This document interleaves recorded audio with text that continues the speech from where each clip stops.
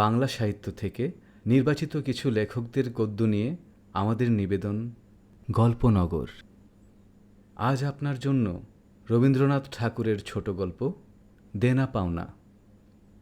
বিশ্বকবি খ্যাত শ্রী রবীন্দ্রনাথ ঠাকুর বাংলা সাহিত্যে সর্বাধিক ভূমিকা রেখে গেছেন বলে সর্বজন স্বীকৃত।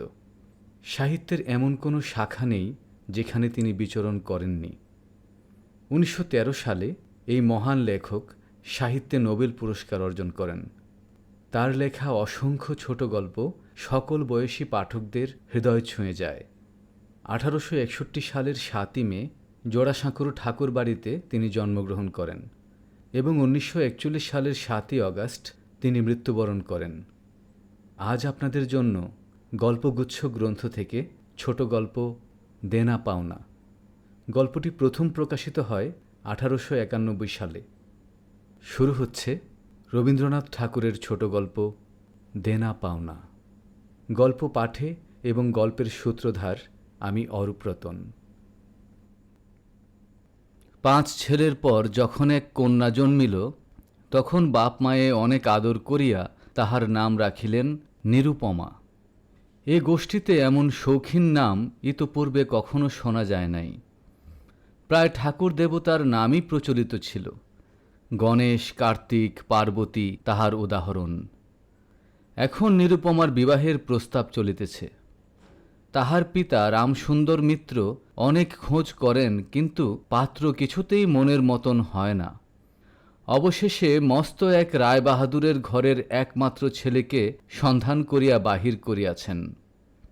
উক্ত রায়বাহাদুরের পৈতৃক বিষয় আশয় যদিও অনেক হ্রাস হইয়া আসিয়াছে, কিন্তু বনেদি ঘর বটে। বরপক্ষ হইতে 10,000 টাকা পণ এবং বহু দান সামগ্রী চাহিয়া বসিল। রামসুন্দর কিছুমাত্র বিবেচনা না করিয়া তাহাতেই সম্মত হইলেন। এমন পাত্র কোনো মতে হাতছাড়া করা যায় না। কিছুতেই টাকার জোগাড় আর হয় না। বাঁধা দিয়া বিক্রয় করিয়া অনেক চেষ্টাতেও 6,7 বাকি রইল। এদিকে বিবাহের দিন নিকট হইয়া আসিয়াছে। অবশেষে বিবাহের দিন উপস্থিত হইল। নিতান্ত অতিরিক্ত সুদে একজন বাকি টাকাটা ধার দিতে স্বীকার করিয়াছিল, কিন্তু সময়কালে সে উপস্থিত হইল না। বিবাহ সভায় একটা তুমুল গোলযোগ বাধিয়া গেল। রামসুন্দর আমাদের রায়বাহাদুরের হাতে পায়ে ধরিয়া বলিলেন, শুভকার্য সম্পন্ন হইয়া যাক, আমি নিশ্চয় টাকাটা শোধ করিয়া দিব।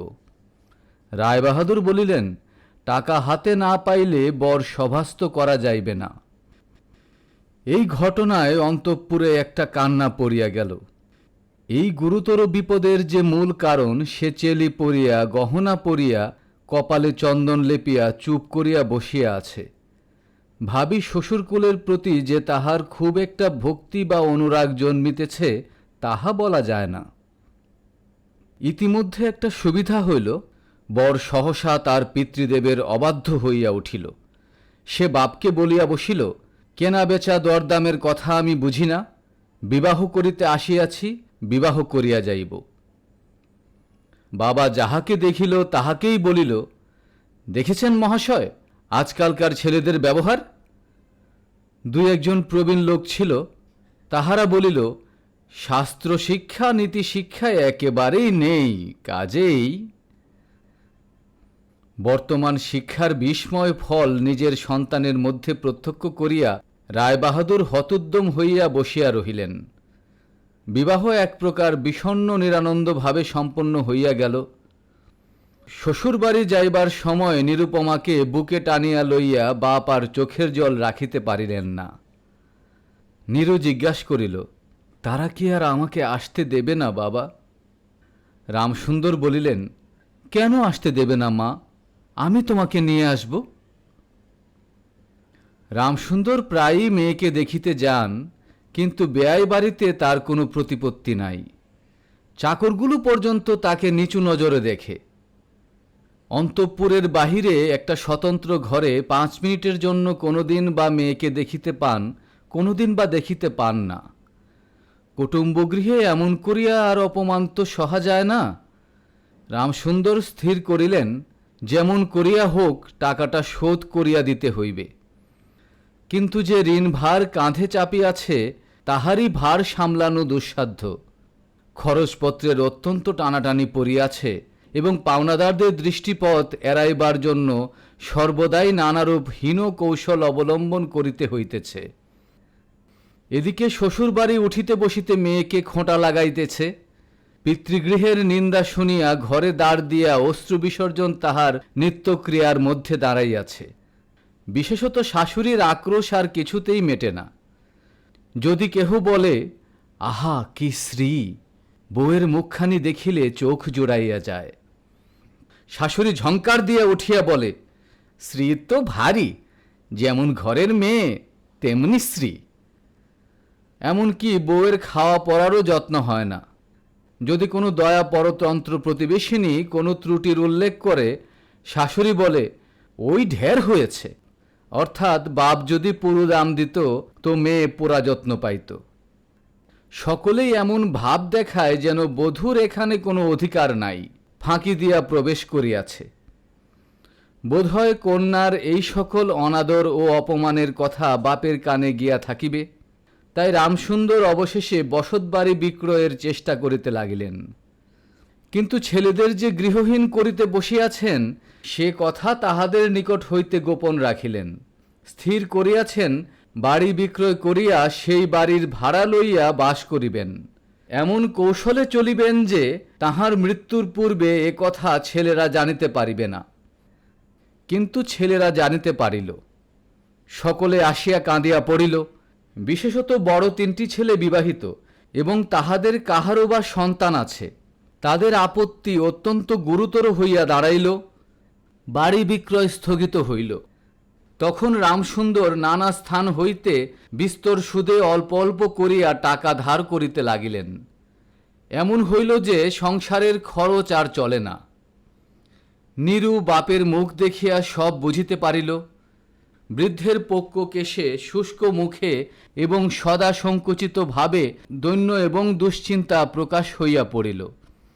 মেয়ের কাছে যখন বাপ অপরাধী, তখন সে অপরাধের অনুতাপ কি আর গোপন রাখা যায়?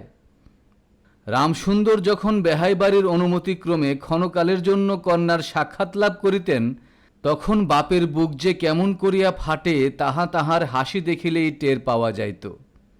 সেই ব্যথিত পিতৃহৃদয়কে সান্ত্বনা দেবার উদ্দেশ্যে দিন কতক বাপের বাড়ি যাইবার জন্য নীরু নিতান্ত অধীর হইয়া উঠিয়াছে। বাপের ম্লান মুখ দেখিয়া সে আর দূরে থাকিতে পারে না। একদিন রামসুন্দরকে কহিল, বাবা, আমাকে একবার বাড়ি লইয়া যাও।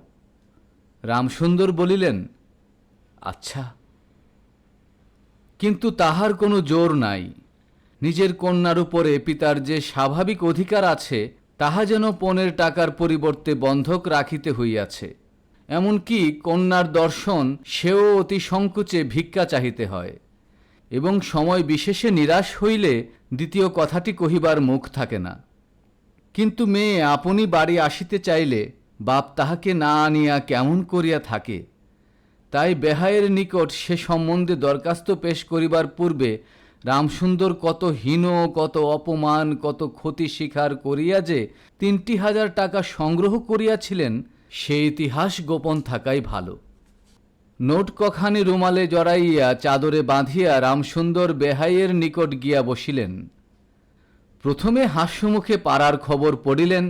হরকৃষ্ণের বাড়িতে একটা মস্ত চুরি হইয়া গিয়াছে, তাহার আদ্যপান্ত বিবরণ বলিলেন। নবীন মাধব ও রাধা মাধব দুই ভাইয়ের তুলনা করিয়া বিদ্যে, বুদ্ধি ও স্বভাব সম্বন্ধে রাধা মাধবের সুখ্যাতি ও নবীন মাধবের নিন্দা করিলেন। শহরে একটা নতুন ব্যামো আসিয়াছে, সে সম্বন্ধে অনেক আজগুবি আলোচনা করিলেন। অবশেষে হুঁকাটি নামাইয়া রাখিয়া কথায় কথায় বলিলেন, হ্যাঁ হ্যাঁ বেহাই, সেই টাকাটা বাকি আছে বটে। রোজই মনে করি যাচ্ছি অমনি হাতে করে কিছু নিয়ে যাই, কিন্তু সময়কালে মনে থাকে না। আর ভাই, বুড়ো হয়ে পড়েছি। এমনই এক দীর্ঘ ভূমিকা করিয়া পঞ্জরের 3খানি অস্থির মতো সেই 3খানি নোট যেন অতি সহজে, অতি অবহেলে বাহির করিলেন। সবে মাত্র 3,000 টাকার নোট দেখিয়া রায়বাহাদুর অট্টহাস্য করিয়া উঠিলেন। বলিলেন, থাক বেহাই, ওতে আমার কাজ নেই। একটা প্রচলিত বাংলা প্রবাদের উল্লেখ করিয়া বলিলেন, সামান্য কারণে হাতে দুর্গন্ধ করিতে তিনি চান না। এই ঘটনার পরে মেয়েকে বাড়ি আনিবার প্রস্তাব কাহারও মুখে আসে না। কেবল রামসুন্দর ভাবিলেন, সে সকল কুটুম্বিতার সংকোচ আমাকে আর শোভা পায় না। মর্মাহতভাবে কিছুক্ষণ চুপ করিয়া থাকিয়া অবশেষে মৃদুস্বরে কথাটা পাড়িলেন। রায়বাহাদুর কোনো কারণ মাত্র উল্লেখ না করিয়া বলিলেন, সে এখন হচ্ছে না। এই বলিয়া কর্মোপলক্ষে স্থানান্তরে চলিয়া গেলেন। রামসুন্দর মেয়ের কাছে মুখ না দেখাইয়া কম্পিত হস্তে কয়েকখানি নোট চাদরের প্রান্তে বাঁধিয়া বাড়ি ফিরিয়া গেলেন। মনে মনে প্রতিজ্ঞা করিলেন, যতদিন না সমস্ত টাকা শোধ করিয়া দিয়া অসংকোচে কন্যার উপরে দাবি করিতে পারিবেন, ততদিন আর বেহাই বাড়ি যাবেন না। বহুকাল গেল। নিরুপমা লোকের উপর লোক পাঠায়, কিন্তু বাপের দেখা পায় না। অবশেষে অভিমান করিয়া লোক পাঠানো বন্ধ করিল। তখন রামসুন্দরের মনে বড় আঘাত লাগিল, কিন্তু তবু গেলেন না। আশ্বিন মাস আসিল। রামসুন্দর বলিলেন, এবার পূজার সময় মাকে ঘরে আনিবই, নহিলে আমি। খুব একটা শক্ত রকম শপথ করিলেন। পঞ্চমী কি ষষ্ঠীর দিন আবার চাদরের প্রান্তে গুটিকতক নোট বাঁধিয়া রামসুন্দর যাত্রার উদ্যোগ করিলেন। 5 বৎসরের এক নাতি আসিয়া বলিল, দাদা, আমার জন্যে গাড়ি কিনিতে যাচ্ছিস? বহুদিন হইতে তাহার ঠেলা গাড়িতে চড়িয়া হাওয়া খাইবার শখ হইয়াছে, কিন্তু কিছুতেই তাহা মিটিবার উপায় হইতেছে না। 6 বৎসরের এক নাতনি আসিয়া সরোদনে কহিল, পূজার নিমন্ত্রণে যাইবার মতো তাহার একখানিও ভালো কাপড় নাই। রামসুন্দর তাহা জানিতেন এবং সে সম্বন্ধে তামাক খাইতে খাইতে বৃদ্ধ অনেক চিন্তা করিয়াছেন। রায়বাহাদুরের বাড়ি যখন পূজার নিমন্ত্রণ হইবে, তখন তাহার বধূগণকে অতি যৎসামান্য অলঙ্কারে অনুগ্রহ পাত্র দরিদ্রের মতো যাইতে হইবে, এ কথা স্মরণ করিয়া তিনি অনেক দীর্ঘ নিঃশ্বাস ফেলিয়াছেন। কিন্তু তাহাতে তাহার ললাটের বার্ধক্যরেখা গভীরতর অঙ্কিত হওয়া ছাড়া আর কোনো ফল হয় নাই। দৈন্যপীড়িত গৃহের ক্রন্দনধ্বনি কানে লইয়া বৃদ্ধ তাহার বেহাই বাড়িতে প্রবেশ করিলেন। আজ তাহার সে সংকোচ ভাব নাই। দ্বাররক্ষী এবং ভৃত্যদের মুখের প্রতি সে চকিত সলজ্জ দৃষ্টিপাত দূর হইয়া গিয়াছে, যেন আপনার গৃহে প্রবেশ করিলেন। শুনিলেন রায়বাহাদুর ঘরে নাই, কিছুক্ষণ অপেক্ষা করিতে হইবে। মনের উচ্ছ্বাস সংবরণ করিতে না পারিয়া রামসুন্দর কন্যার সহিত সাক্ষাৎ করিলেন। আনন্দে 2 চোখ দিয়া জল পড়িতে লাগিল। বাপও কাঁদে, মেয়েও কাঁদে। দুইজনে কেহ আর কথা কহিতে পারে না। এমন করিয়া কিছুক্ষণ গেল। তারপরে রামসুন্দর কহিলেন, এবার তোকে নিয়ে যাচ্ছি মা, আর কোনো গোল নাই। এমন সময় রামসুন্দরের জ্যেষ্ঠ পুত্র হরমোহন তাহার 2 ছোট ছেলে সঙ্গে লইয়া সহসা ঘরে প্রবেশ করিলেন। পিতাকে বলিলেন, বাবা, আমাদের তবে এবার পথে বসালে? রামসুন্দর সহসা অগ্নিমূর্তি হইয়া বলিলেন, তোদের জন্য কি আমি নরকবাসী হব? আমাকে তোরা আমার সত্য পালন করতে দিবি নে? রামসুন্দর বাড়ি বিক্রয় করিয়া বসিয়া আছেন। ছেলেরা কিছুতে না জানিতে পারে তাহার জন্য অনেক ব্যবস্থা করিয়াছিলেন, কিন্তু তবু তাহারা জানিয়াছে দেখিয়া তাহাদের প্রতি হঠাৎ অত্যন্ত রুষ্ট ও বিরক্ত হইয়া উঠিলেন। তাহার নাতি তাহার 2 হাঁটু সবলে জড়াইয়া ধরিয়া মুখ খুলিয়া কহিল, দাদা, আমাকে গাড়ি কিনে দিলে না? নতশির রামসুন্দরের কাছে বালক কোনো উত্তর না পাইয়া নীরুর কাছে গিয়া কহিল, পিসিমা, আমাকে একখানা গাড়ি কিনে দেবে?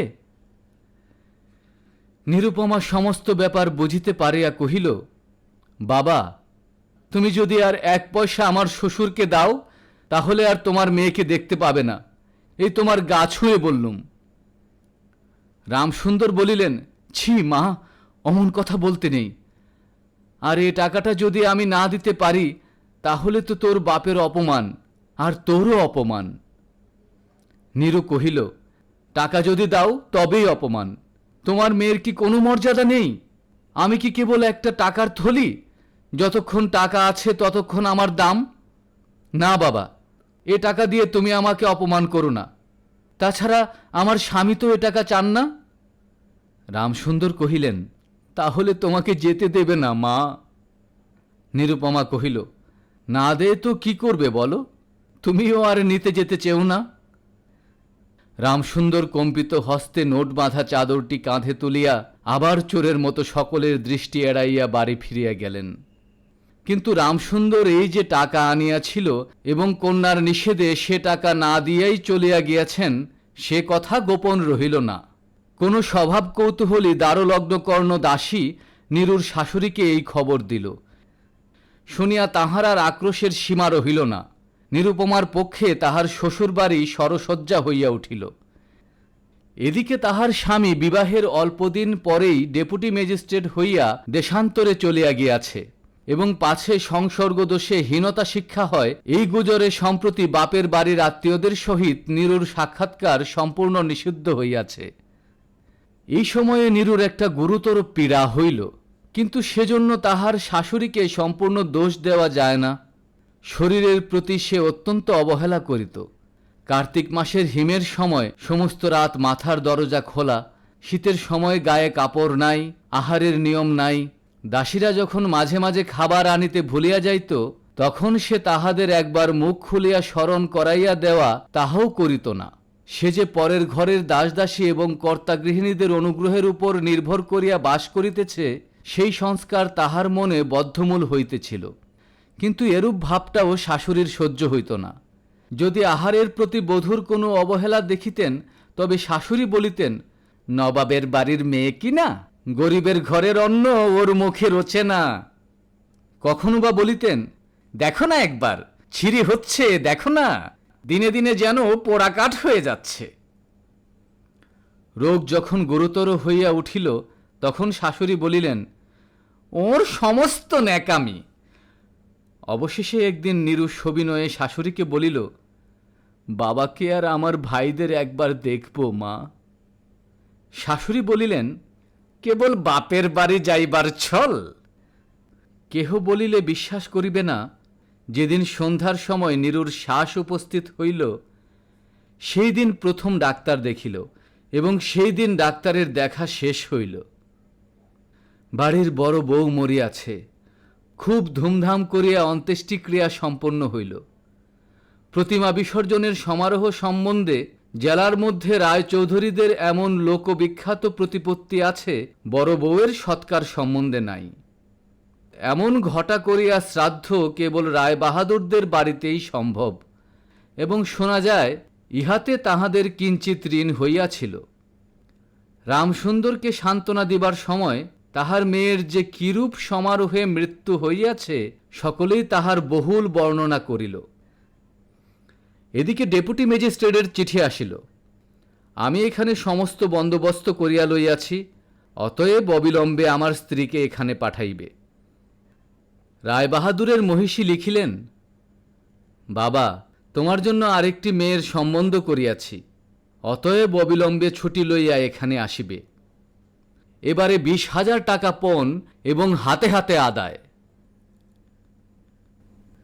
শুনছিলেন রবীন্দ্রনাথ ঠাকুরের ছোট গল্প দেনা পাওনা। গল্প পাঠ ও সূত্রধার অরূপ রতন। Poster design Saiful Islam.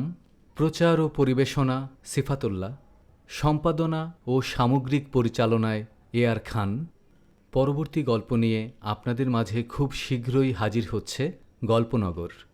এতক্ষণ আমাদের সাথে থাকার জন্য আপনাদের অসংখ্য ধন্যবাদ। চ্যানেলটি সাবস্ক্রাইব করে সঙ্গে থাকুন, কমেন্ট করে জানিয়ে দিন আপনার অনুভূতিগুলি। আপনি কী ধরনের গল্প শুনতে আগ্রহী তাও আমাদের জানাতে পারেন। গল্প শুনে ভালো লাগলে শেয়ার করে সবাইকে জানাতে পারেন। শুনতে থাকুন গল্পনগর, গল্পের কারিগর।